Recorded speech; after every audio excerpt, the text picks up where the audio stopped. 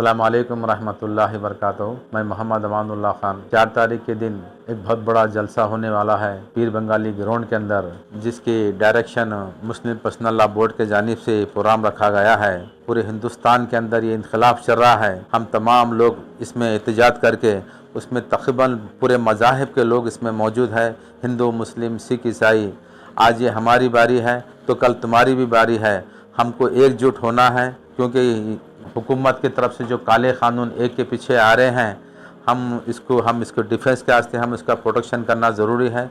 इसलिए हम तमाम लोगों से मैं एक अपील करता हूं, जितने भी गुलबर्गे के आसपास जितने भी लोग हैं, कि 4 तारीख के दिन आप तमाम लोगों को वहां पर रहना ज़रूरी है।